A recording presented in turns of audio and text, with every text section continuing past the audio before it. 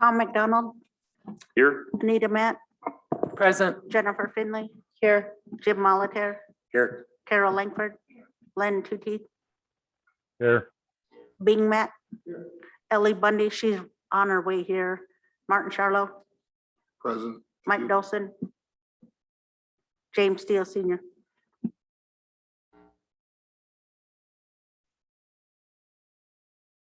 Thank you, Jen.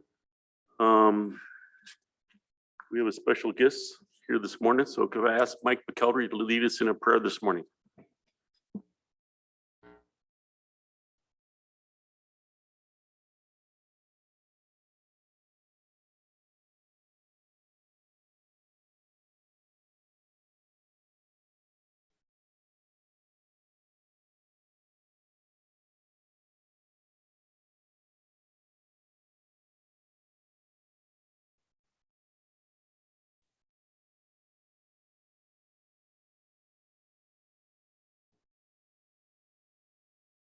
These folks, that you keep giving them that work that we know. Things happen well for people here. And that special favor will always. One thing is I like to ask a special blessing of peace.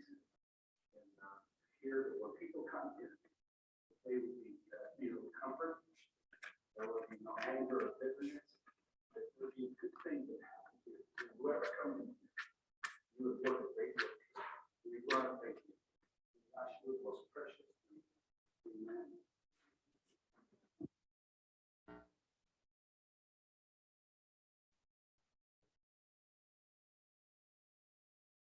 Thank you, Mike. Chaplain McKelvey, appreciate that. We have the minutes for April 7th for your review and consideration, and I have one correction, Abby. On page 3, Chairman McDonald mentioned the issue regarding talk about naming the Bison Range Visitor Center building after the late Michael T. Pablo.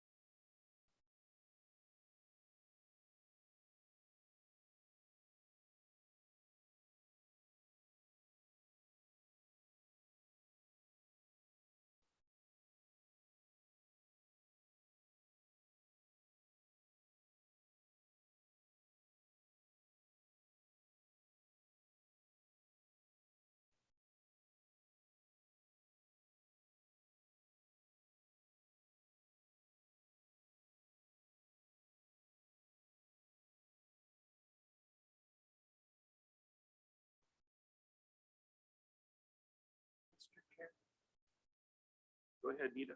I'd make the motion to approve the April 7th minutes with corrections. Motion by Anita to approve the April 7th council minutes with corrections. Mr. Chair, Go ahead, Bing. on the last page, where it's talking about, Brian is talking about going to Northport.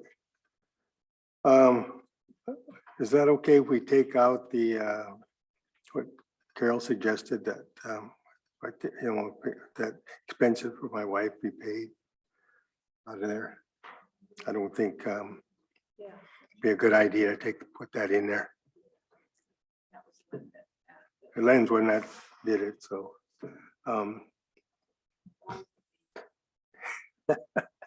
But anyway, guess I'd like to have that taken out if you can. Okay, strike the sentence with Carol Langford. Suggested Lynn or Bing and Daniel attend. Oh no, it's the following, it's the last sentence. Sorry, my bad. Last two sentences.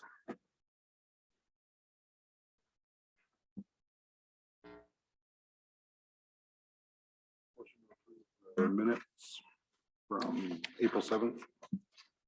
Motion by Martin to second the motion by Anita to approve the minutes with corrections. Any further discussion? Seeing none, a show of hands in favor of the minutes.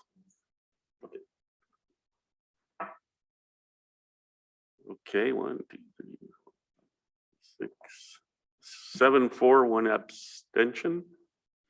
Jennifer. Next, we have our draft agenda. We have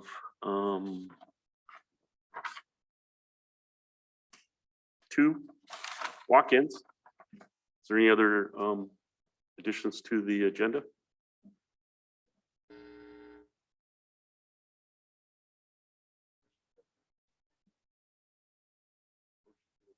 The agenda by Ellie.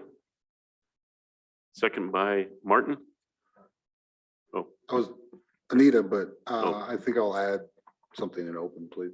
okay. Just an update. One addition to the agenda. Motion by Ellie to approve the agenda with additions. Second by Anita. Any further discussion? All those in favor, show of hands. Unanimous? Go ahead, Anita. I was just gonna say I might have an announcement on that rescheduling of the, Oh, The please, cleanup let's do just- that right now. So it's, Okay. I just wanted to announce that due to the weather, that we've decided to move our Dixon cleanup until May 4th. That's still on a Wednesday, but due to the weather and we've got so many 30 kids coming from Dixon and 20 from over at Two Eagle. We'll switch that up so it's a little bit warmer and more comfortable. Thank you, Mr. Chair. Thank you, Anita. I know that. Yeah, it's pretty darn cold out there. Pretty windy too. So probably a good move. Thank you for that. Okay. Martin. Thank you, Mr. Chair. I don't have a camera, so you don't get to. I don't get to be memorialized in picture, but just kudos to us. We're gonna pat ourselves on the back. Doing such a great job with COVID, and it's almost out of anything really, barely any reports or anything, but just be cautious out there going into large events, graduations, all of that. Will be just right around the corner. We are planning quite a few large events the next month and throughout the summer. So let's just continue to keep those numbers low. Protect people. If you're sick, stay home. Wear masks if you're sick. That'd be cool to do. Keep germs away from people. If you ever doubt that masks work, try blowing out a candle wearing one, or try spitting on somebody. That's always fun to do with a mask. Never actually tried that, but you know, something to do. The other thing, more important. Sorry, I'm trying to be funnier. I'm trying to entertain Mike is what it is. Sorry. Went to the medicine tree last week on Thursday. It was really a good event. It was kind of, I think Tony just announced it once somewhere and it got out that it was going to be kind of open to the public, and quite a few people went. The people that we purchased meals for, we're very thankful. They just want to extend that thank you to you guys. So make sure, even though you weren't there, I was definitely trying to pass all the the kudos to you guys because that's what I do.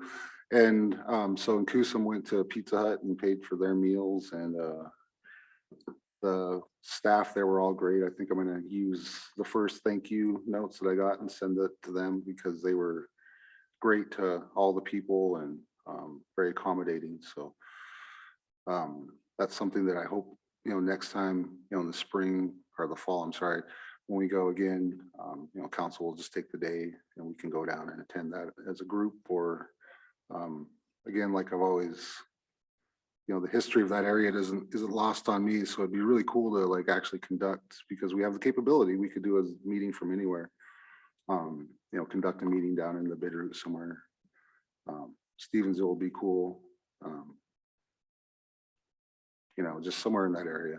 Even Darby was suggested that we, work with that community and have a meal, put on at the Darby Center. I know we've done it at the Stevensville Center, but I think Darby could use some education, and that area is, I don't think they know the cultural significance of that area. But with that, yeah, I just wanted to thank you guys for allowing Jen and myself to attend, and then paying, and I hope it's okay that I tipped. I wasn't sure. I didn't want to be that cheap guy, but I also didn't want to be like, that's coming out of my pocket. So thank you guys.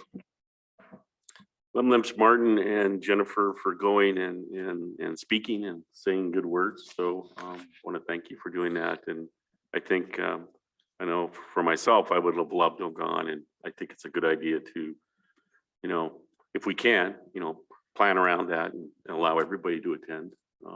And that would be a good idea. Certainly support that. Having a meeting down there, boy, when you step into these communities, especially ones where the heart of the Salish country like that, it is worthwhile to even just have an event. Doesn't have to be a council meeting, but just meet and greet the people, answer questions. That's a good thing. I know when we did that in West Yellowstone and Gardner, met with communities when we started, reinstituted our bison hunt. It was a very powerful and rewarding event, and people really appreciated it. So that's a good suggestion too, Martin. Thank you for that one. So Mike, would you please come up?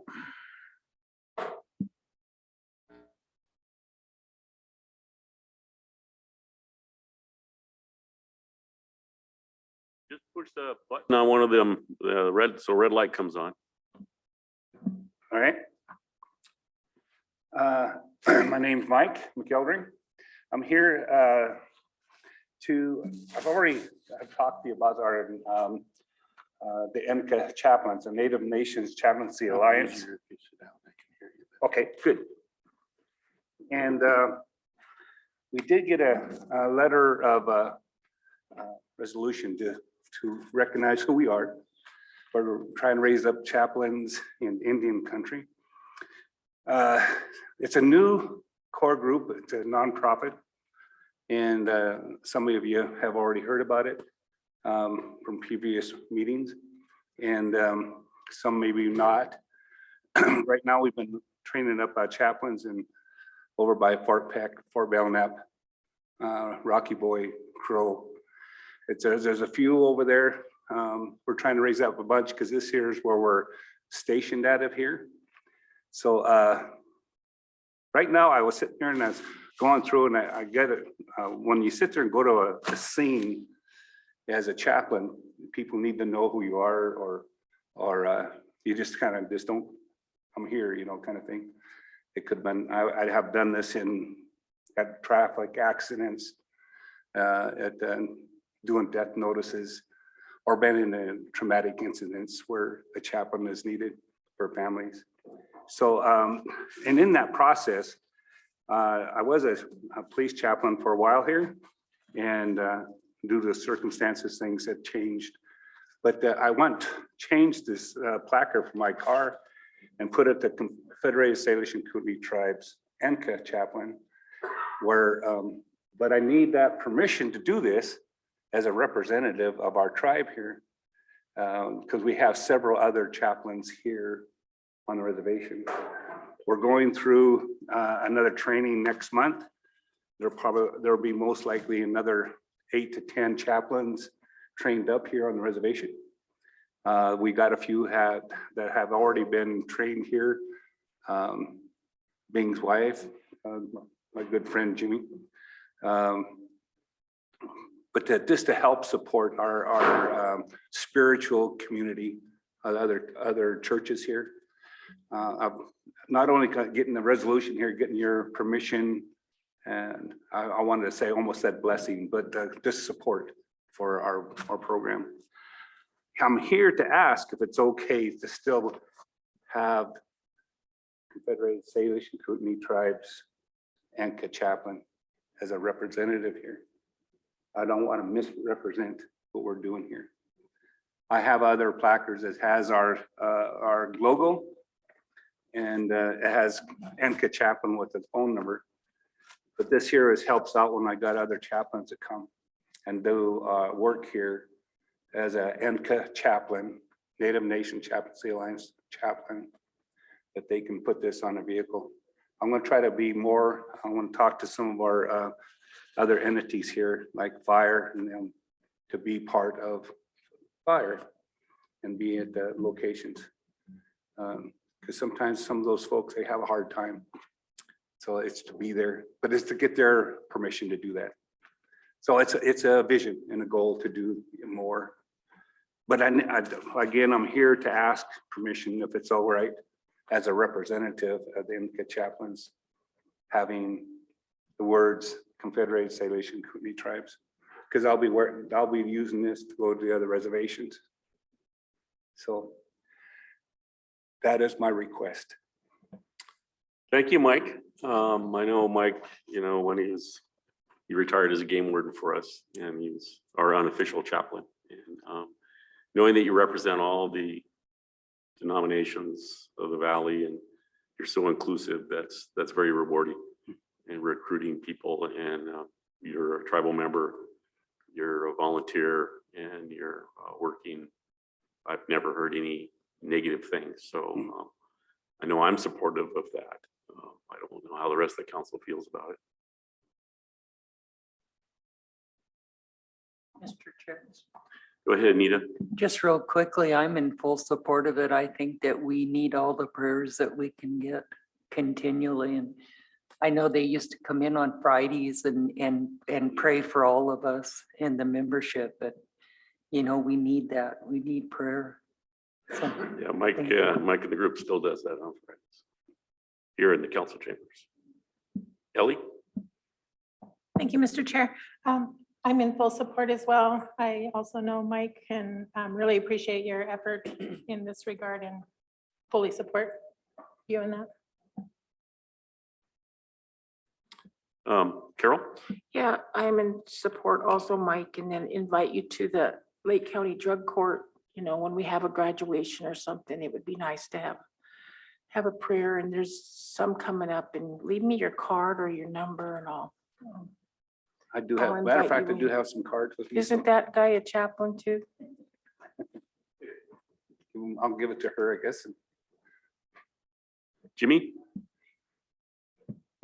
Yeah, I just wanted to say I support you fully, Mike. I remember back when I was here before, you used to come in and it was really a good thing for us. I think it was, thank you for the prayer. I appreciate it. Thank you. Bing? Thank you, Mr. Chair. I'm in support of him doing that too. He's got half of my family with the chaplains anyway, so. Kind of in the Yeah. hot seat, Bing. Yeah. So, yeah, I'm fully supportive of that. Thank you. So I guess is a council consensus to go ahead and allow Confederated Salish Kootenai Tribe's name on the portable sign that goes on whatever vehicle Mike might be driving, or Jimmy, or whoever. All right, You have our consensus. thank you. Lemlemsh, All right, thank you. appreciate your Thank you. support of our community. It's a form of mental health. It's providing, your work is really very, very valuable and important. So thank you. We are, I just letting you know, we are hooking up with the Logan Community, the Logan Medical Center up in Kalispell and Whitefish with our chaplains there. Since one of our, well, a couple of our chaplains are Salish and Blackfeet, and they get a lot of the Blackfeet folks up there, of course. So we've been tapping in with the chaplains up in that country too. So with the same support. So I just want to let you know that we're doing a little bit of something here. So thank you. Thank you very much. Thank you, gentlemen.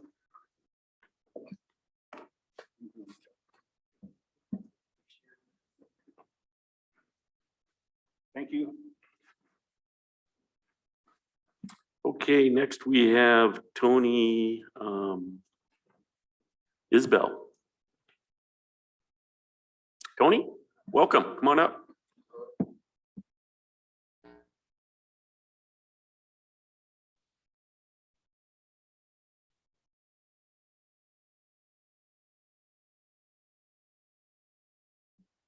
Good morning, council.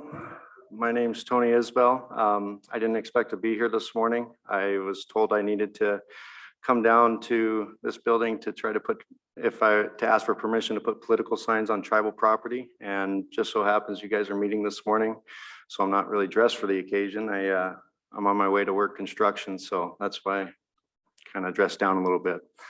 I am running currently for Justice of the Peace, Lake County. I know that doesn't have too much of a bearing on the tribe specifically. For the most part, I'd be seeing misdemeanor crimes that come through the county for non-members.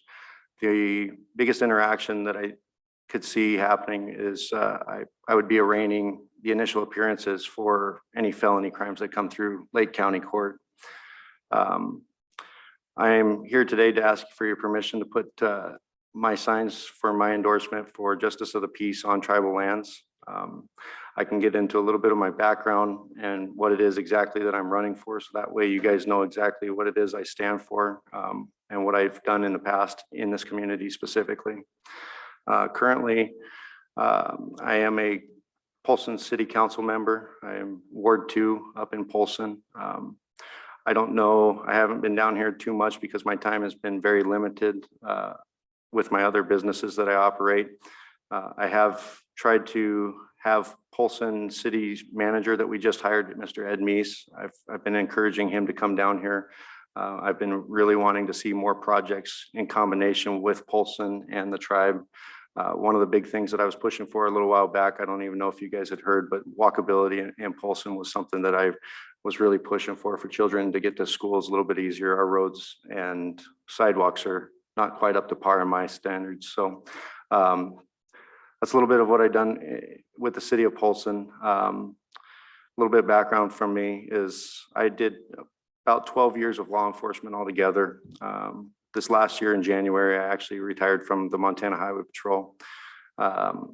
After the 12 years, my wife and I opened up 2 businesses. I do construction and we also do property management. Those businesses were they needed a little bit more attention than what I could give to them. So I stepped down from doing law enforcement. I left there in good standing. My time in law enforcement, specifically, when I worked up here, I worked here for about 8 years. My last assignment was on our drug trafficking team for the entire state. Drug trafficking really hits home around here. We've taken a lot of methamphetamine, fentanyl specifically out of this community, a large amount. Through that time, I did work very closely with the tribes, specifically Will and Vern with the drug task force. And we did lots of various things throughout the middle of the night that people didn't even know was going on. We'd get called out and go work with them hand in hand to make sure that we took down trafficking. So some things that I really stand for. The reason that I even began to run, a lot of people came up and seeing my background in law enforcement. I have about 1,000 hours of training in law enforcement. That's an extreme amount in the short time that I was there. I've got 2 4-year college degrees, one in human resources and the other in business administration. I had a lot of people just come up and say, you know, you have a lot of experience and we support what you did on the road. we'd love to see you in a leadership role such as the Justice of the Peace. That's actually the first that I had even thought about it. I wasn't even gonna consider running. Fast forward a little bit, I filed. I think that a big thing, the reason I filed is I want to hold accountability fairly. I'm very strict on when people are committing the same crime more than once. I think we need to hold accountability. The first time is kind of more, let's learn a lesson and let's make sure this doesn't happen again. If we start seeing the same repeat offenders over and over, I am very firm on accountability when that happens. Some other things that I envision seeing that office do, you mentioned drug court. I would like to also expand that drug court into the justice court, into a DUI court. It's also a kind of a form of rehabilitation to try to get community members back on their feet if they have an addiction problem with alcohol.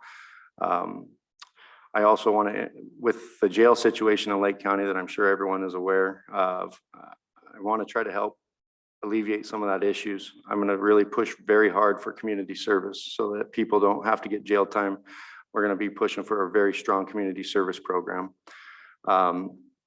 So the DUI court, the community service, strong accountability for people's actions, especially repeat offenders. Those are things that I stand behind. That's something that I'm very firm on. I believe in it. I have a lot of experience in the field. I would encourage anyone to ask around and talk to anyone in the law enforcement community. I think that I come with very, very high regard in that community. I kind of hate bragging a little bit about things that we've done, but I will say this, there was a time, it was a few years back, but one of the things that really shot my career ahead in law enforcement was, I think it was in 2015, a vehicle was coming through here.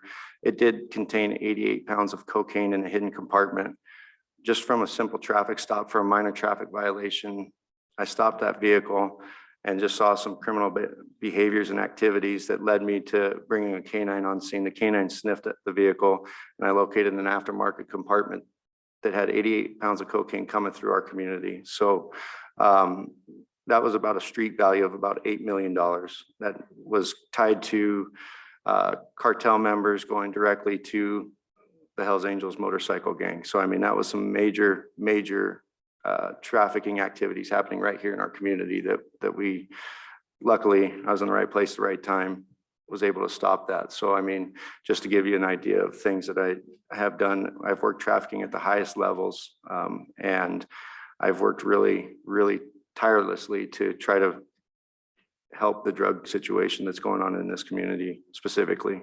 So if you guys have any questions, once again, I'm here to ask for your permission to put signs on tribal properties for me running for this position. I'm glad to answer any questions. Tony, I want to thank you for your service, your law enforcement service, your service to the public, your continued service as a Polson council representative, and your desire to be a judge. Outstanding. And you look like a normal Western Montana dude right there. I mean, you're very appropriately dressed. So thank you for your interest in this, and we need good candidates to step up and appreciate that. Any questions for Tony? Go ahead, Anita. I was just going to thank you as well. Luckily, we were fortunate enough to be in this position because we get a lot of education. I mean, it's eye-opening. You talk about the jails and the drugs, and we probably wouldn't be that fortunate other than the fact that Law and Order and the Drug Task Force team comes in here. So it's been kind of eye-opening here in the last couple months, the last presentations they've given us, but I appreciate your service. I think the only thing that you do need to do is go to tribal lands and get a permit from Louis McDonald. And Yes. then that'll give you the right to go down and put your signs up in certain places. He can visit with you about that, but thank you. Thank you. Carol? Yeah, I am on the Lake County Drug Court team. And I want to say that I agree with you. You can't incarcerate addiction out of people. And it's been an eye opener for me to be a part of that. And we toured the jail weeks back. Wow. I thought it was really rough over here, but it's nothing like Lake County Jail. I just thought, wow, that's really a tough place to be. But I know in drug court, we find things for people to do, and we find when you have to go out and work and, for your incentives and stuff, it really helps people to be a part of the community. It really changes mindsets to start helping out and being in a good way with the public. So anyway, thank you for your service, definitely. Highway Patrol, always nice to me, even though they've caught me speeding, probably you a couple of times caught me speeding, but you know what? I always find it important to be respectful, because you guys have always been respectful to the public, and I never hear anything bad. And so I just appreciate the work you do. Thank you. Thank you. Is it the consensus of the council to allow or support his request to post political ads for his run for Justice of the Peace, Lake County Justice of the Peace? Consensus of council? As long as you get the permit from Louis, Perfect. you're good. Thank you. I Appreciate it. appreciate it. Thank you for your time. By the way, was that truck that had it hidden in the bed that lifted up? Yes, it was. Oh, I remember that. Wow. Yeah. It was amazing. Good catch. Thank you. You guys have a good day. Thank you, Tony. Good luck.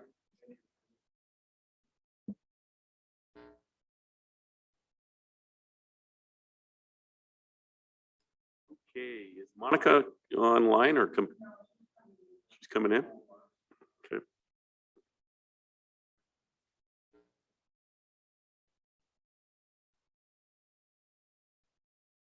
Okay, well, we'll take a quick break, real quick. 5 minutes.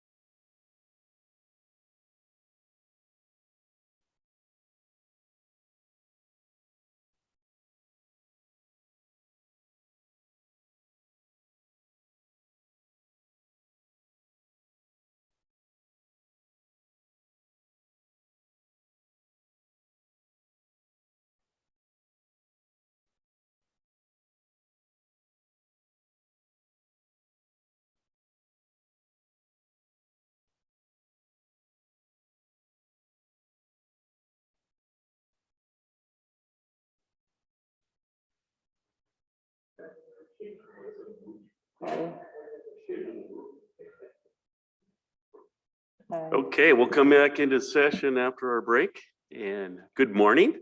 Good morning, Mr. Chairman. Good How are to you? see you again. We saw you at the M&M dinner. Actually, Jennifer and Carol and I and Bing were at the Mansfield Metcalf dinner. But more importantly, did you hear me? We did. You did a great speech.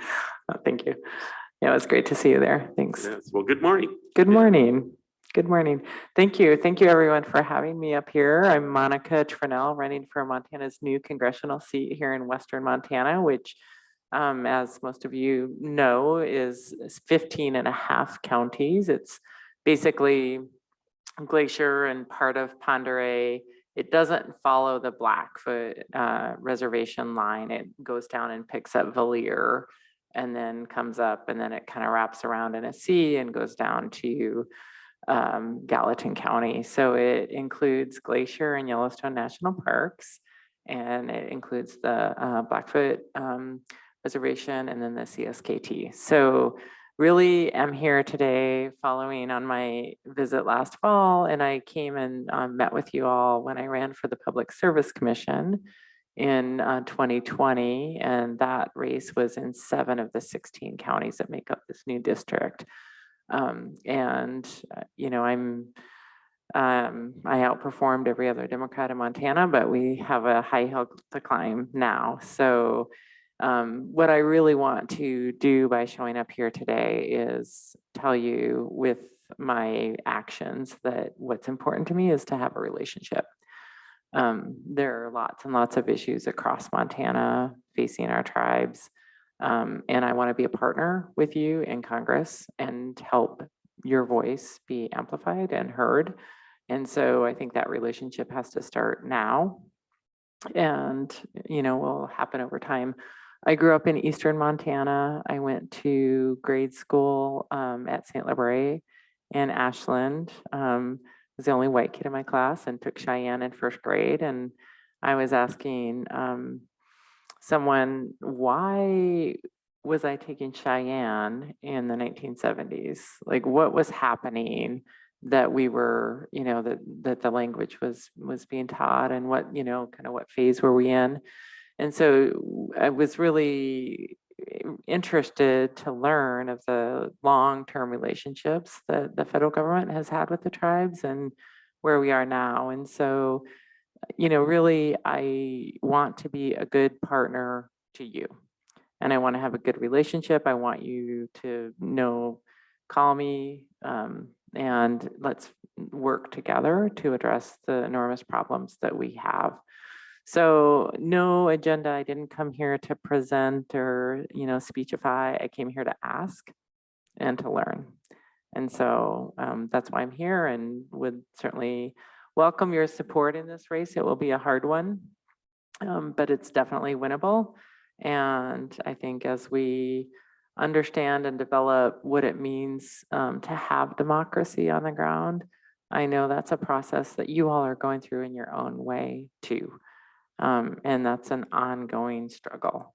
And so I think a lot of the lessons that we learn, we can share and we can learn together. So would certainly welcome your input, your support, and any lessons learned from you. What are the issues that you're facing on the ground right now? You know, where your community is struggling? What are the resources that you need?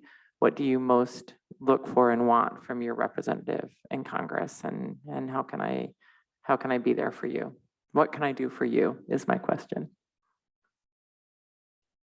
Well, thank you, Monica. That's great that you're here. That demonstrates a lot. And so we really appreciate that. And I know that generally, as a person that's helped write a couple of bills before Congress, one of the things is being inclusive. And so there's so many things that happen in Washington, D.C. that whoever it might be, it's bringing forward something that it doesn't include tribes. It doesn't include a voice for Indian people. And when you talk about Montana, we're such a small population. I'm glad we're getting another congressional seat. That's wonderful. It's simply making sure that tribes are at least treated equal as states. And there's so many programs and items that are there that there still aren't fixed that way. There's still opportunity to go back and correct things. But any future, new legislation or actions, certainly that's what we always ask for. The uniqueness to us, as you know, what's going on right now with the change in people working from home, remote working, people running from COVID, people running from climate change, is that there's estimates that last year that 100,000 people moved to Western Montana. And so that's a huge increase. And so there's a lot of issues related to that we're facing, struggles for uses of resources, infrastructure needs, et cetera. So that's important. Just before you came in, we had some, a gentleman that was running for justice of the peace and another gentleman before that. We were talking about mental health and issues in the drug, the fentanyl, the need for different course of actions rather than incarcerating all our Native Americans in prison. We need to look at this differently, and we need to be able to cure and fix a lot of things that are historical wrongs, and fix people that have illness and addiction in a different way. And so we look for creative solutions for that, definitely. So I'll turn it over to anybody else that has anything they want to mention to Monica.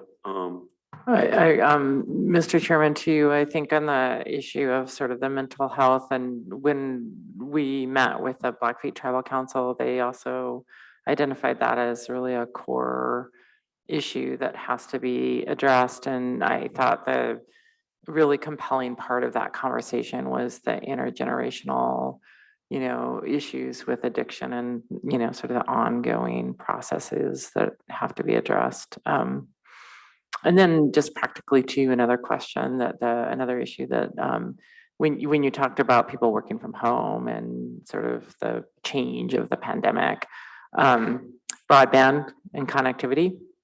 So the Three Rivers Co-op sold that exchange, the SIE exchange in Browning. And so as that's being transferred over, some of the issues that Terrell Matt has been working on, I've been assisting her on that, like transferring the capital credits to ensure that the tribes get the money that goes with their members from that exchange. So these are issues that I'm familiar with and have worked on and have some background in, but the mental health piece of it is definitely a struggle. And I will say I have a 14-year-old daughter, and middle school has been an incredible challenge through this pandemic, and not to be taken lightly, the mental health piece of the impact of this for sure. I mean, I recognize different from what you're saying, but. Yeah, Monica, we probably could keep you here for hours telling you so many things that are needed and missing from that extra educational support we need for our reservation students so that they're not falling behind, especially with COVID, home learning that occurred. Historical trauma for our families. And it goes on and on. But the important thing for me is that you have an open ear and you're listening to what we're saying, and that you take action, that you take action on things and support us for our initiatives. And I know you will. So I really appreciate that. So anybody else? Yeah, Jennifer? Yeah, thank you so much for coming here. I met you briefly at the Mansfield Metcalf dinner, and I did like your speech. You're a very dynamic speaker, very powerful speaker. Yeah, I would just say, one of the issues that I think is really important in our community is violence against women. And I believe that's one of the reasons why Native women are so overrepresented in the penal system, is because there's so much trauma here. There's so many layers of trauma in our community. And it comes from so many different places, and historical trauma is very real, but so is everyday trauma that continues to happen, that just gets piled on top of trauma on top of trauma. And so I think any prevention programs are really important, so people don't get to that point in life. And I think there's definitely a need for more prevention programs for children with mental health and, with high rates of addiction. and trauma with adults, these are directly impacting children and creating another generation of kids who are going to follow the same path without meaningful prevention. And mental health is crucial, making it more accessible to kids in schools. And you know, I would like to see more schools, especially on the reservation, become trauma informed. And so schools don't become another layer of trauma. And for most Native kids, the public school system is another layer of trauma that we have to deal with and overcome on top of everything else. So those are things that are really important to me. Thank you. Mr. Chairman, Jennifer, thank you. Is there an example of something that's working or that you think is a start of a process that could be helpful, or is there any work on the ground now that you're seeing something that you like, or a model that you would point me to? I can't think of a model right now, but there are some schools in the United States that are becoming trauma informed, where the entire staff is trained to not further traumatize any student, from the lunch workers to the teachers to the janitors to everyone. And as far as I know, I don't think we have any schools like that in the state of Montana, but other states are doing things like that. And access to mental health resources is just a scarcity here. And you know, and I think it would be great if schools had social workers in the schools, and that has been proven to be effective in reducing or increasing graduation rates and reducing dropout rates. If schools have access to a mental health worker that comes in the school as opposed to a school resource officer. So schools that have school resource officers have higher incarceration rates of students. And so if they have a mental health worker, it's a huge benefit to the students. We're going up to meet with the college next, so I'll have lots of questions to ask. Thank you. Monica, one of the things that you mentioned, yeah, you're going to grade school in Northern Cheyenne, and language was a curriculum. That was part of the curriculum there. You know, having support for that for our indigenous languages, you know, to provide funding for that in the public school systems, or to intensify that, is really important. That is really something that would be beneficial for our members. Definitely would appreciate that. I have a forester here in the room, and it reminded me of one thing when I talked about being treated the same as the state. The Good Neighbor program that the Forest Service is engaged in, that was congressional authorized legislation, allows the state to you know, conduct timber sales on Forest Service lands, and do that on behalf of the Forest Service, and then keep the revenues also. And in that language, that did include Indian tribes. So as a forest resource manager, you know, one of our resource professionals here, he doesn't necessarily have that same equal opportunity. We don't have that opportunity to take care of that forest landscape that we have Aboriginal rights to, and adjacent lands to our reservation. We run a really good forestry program. So that's an example of things where we need to be able to, when there's new legislation, we want to be inclusive, and we want to have those opportunities. I would say that you know, what I've seen with the operation of the Solis-Kasanke Calypse hydroelectric facility has been very impressive. I think the long-term contracts that the energy keepers are entering into, and you know, ensuring long-term revenue streams, are impressive. So I've watched that. I was there when that facility was sold from, you know, PP&L to Northwestern, and then the tribes bought it. So I followed that pretty closely over the years, and I'm familiar with how it operates and works. And I've been impressed with how you're using it as a source of revenue for the tribe. Thank you, Martin, and then Anita. Thank you, Mr. Chair. Thank you, Monica, for coming and meeting with us. You know, I know we have a lot of, you know, issues here, but we're also, you know, pretty successful in what we do. And so going forward, you know, support at different levels is going to be needed, because we're hopefully not going to be stagnant. We're not going to kind of rest on our laurels on what we're doing. And so going forward, you know, it may be, you know, supporting us at a state level, or you know, even national levels, if we were attempting business ventures or thinking outside the box on what we're doing going forward. So appreciate you being here. You know, looking forward to the future coming up. Thank you. Anita? Thank you, Mr. Chair. I was trying to write it down so I didn't forget.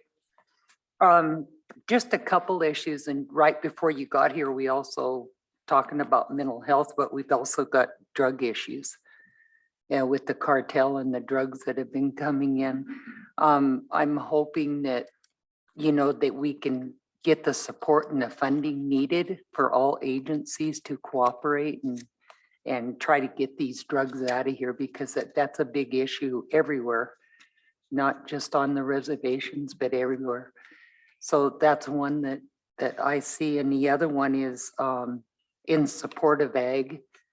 With prices the way they're going, it's just really hard for the farmers and ranchers to keep up when you're paying over $5 for diesel and trying to plant your crops and keep your farm or ranch sustainable. So any kind of programs there, and that the tribe can always have a place at the table, because we've got lots of producers or large land-based tribes. So thank you.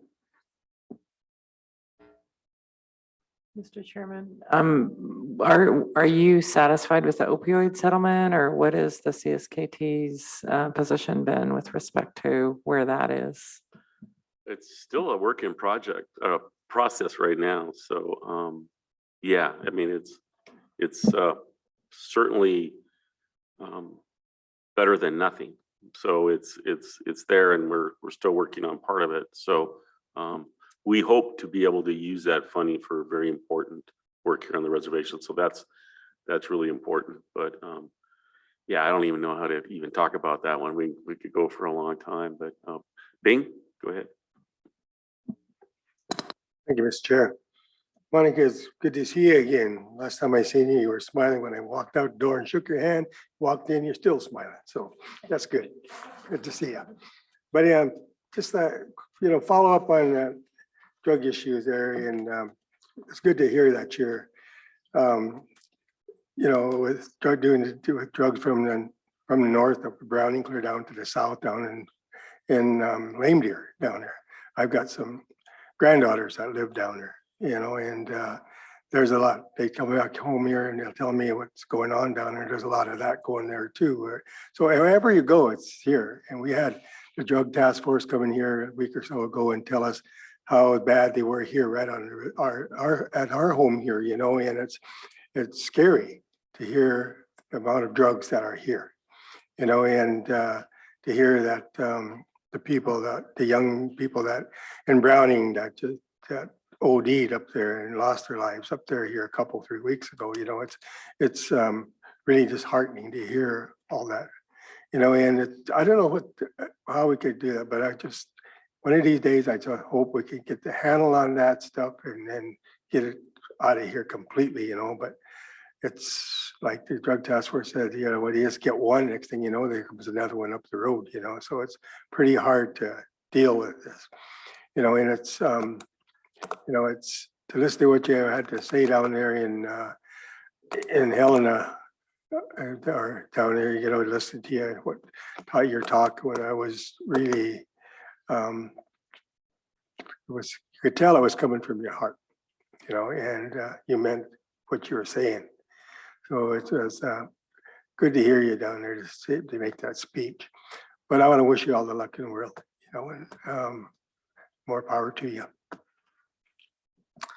Mr. Chairman, thank you. I was deeply, deeply formed by my years on the Cheyenne Reservation, and I don't know if any of you have been down there or know the shale rock, but we used to walk along the road and find the perfect formation of a leaf or something in a rock, and I wish I would have kept one of those. There were so many that it didn't occur to me to keep one, but now I wish I had one, because I feel like that has given me such a sense of our place in this planet and, just the geography of our home, Montana, has deeply formed me. And I am all in for our home because I think this is a really special place. And I have a lot to learn from you and your journeys and your lessons. And so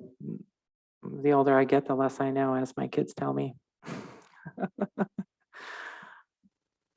Thank you, Monica, for coming in this morning, and you're always welcome here. And we appreciate your work and running for office. You have my greatest gratitude. So thank you. Democracy is an action word, right? It's not what you feel, it's what you do. So thank you for being here and listening to me, and my door will always be open and I want to get there together. So thank you so much. You know where to find me. We'll be in this area, visiting the college and doing some other things today. So thank you. Thank you. Travel safe.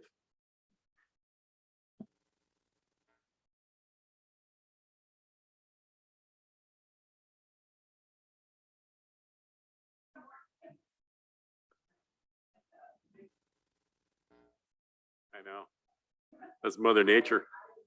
Mother Nature is saying something.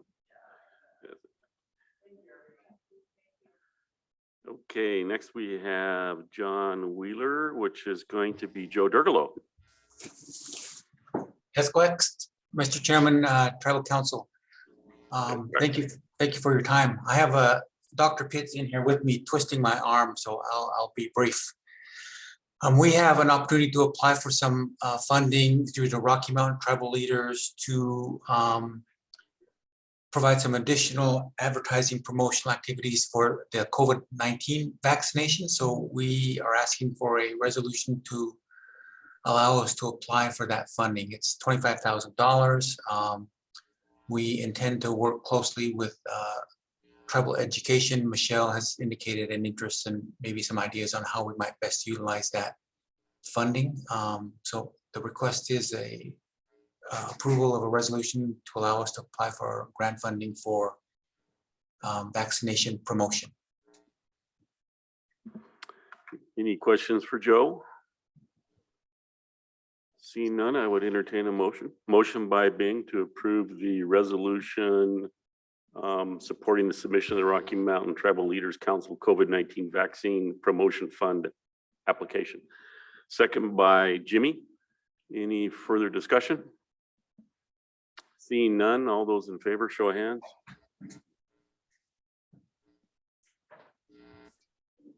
Unanimous? Lemons, Joe.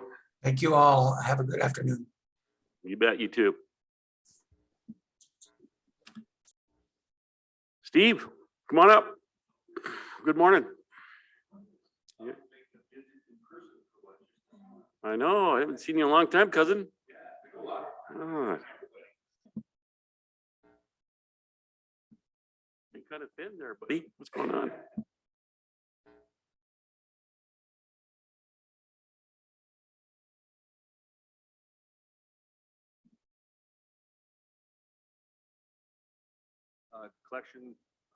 Data collection permit for the Rocky Mountain Research Station in Missoula.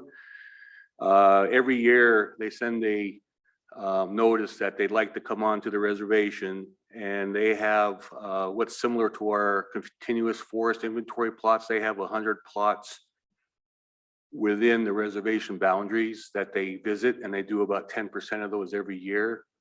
And so they sent me a list of their plots that they wanted to do, and every year I review that list. And there's plots within like areas that are tribal member only. And so I deny them access to those plots. This year they had a plot that was in the North Jetty area. That's kind of a area that we've been working with the Kootenai Culture Committee with, and I gave them a call about that, and they requested that we don't allow people into that area at this point. So that's been taken off their list of where they had access to. So in the end run, they have 7 of the 11 plots that they asked for, which are on our tribal lands in the forest, which they would be granted access to. So like I said, they do this every year. The only year we didn't do it was COVID. We didn't allow anybody onto the reservation at that point, but I think we're back to a better place. Any questions for Steve? Martin? Thank you, Mr. Chair. I would make the motion to approve the data collection permit for the USDA USFS Rocky Mountain Research Station. Thank you.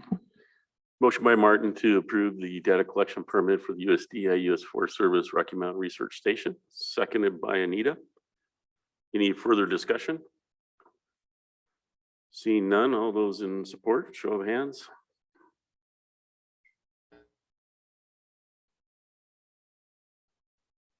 Unanimous? Thank you. You guys have a good day.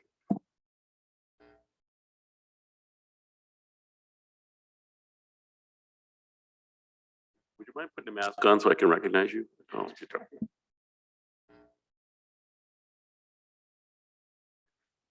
Okay. Okay, Ruth, come on up.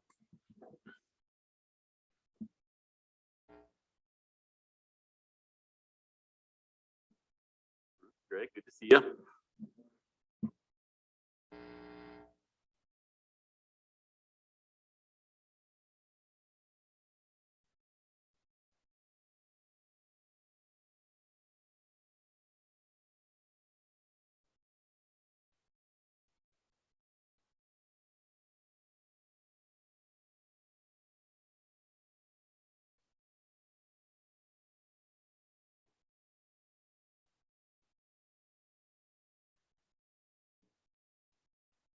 Oh, yeah, sure. We're starting with page 13. Yes, thank you. I know my my supervisor Greg is commanding interviews for positions in our department, and he also wanted to join. I first would like to, we'll proceed with the resolution for Mod 6. And that is on page 14. So we are increasing the total allocations for just over 16 million. The majority of those is occurring in compacts, contracts, and grants. As you can see in that middle column of just about 14.6 million. In the general fund, all of those increases are brought about by funds we've already been awarded, particularly in natural resources. We're allocating for the deferred maintenance on the bison range. And that funding has been awarded 5.4 million from Fish and Wildlife Service. The other changes are net with no increase to Fund 02 because we've been able to reduce and reallocate among all those programs. So the total allocations would then be 238,812,116.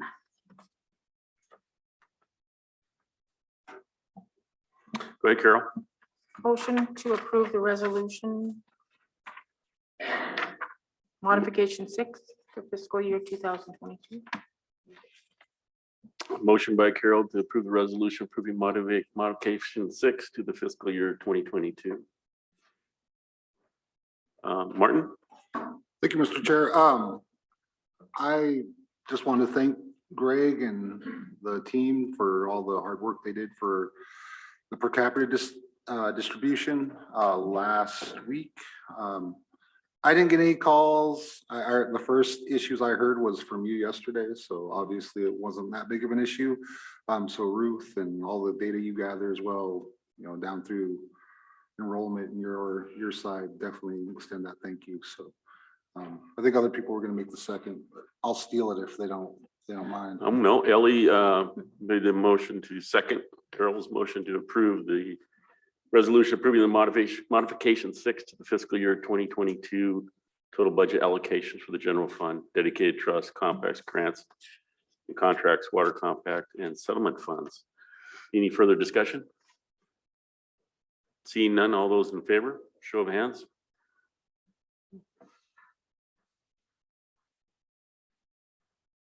Unanimous.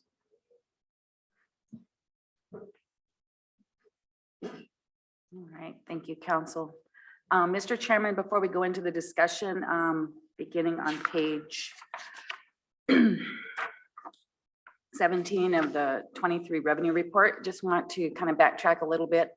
After the election and officers were elected, Madam Ellie Bundy was elected treasurer. And in the usual case of beginning budget development, we had gone to budget committee first. And when I discussed the option with her of going to budget committee, she suggested we simply start with council. So we are doing that approach. So I'd like to ask you, because usually in budget committees, when you have kind of your pre-executive review by yourselves without open session, if you will, if you would like to go to executive to do the review, that would be your call.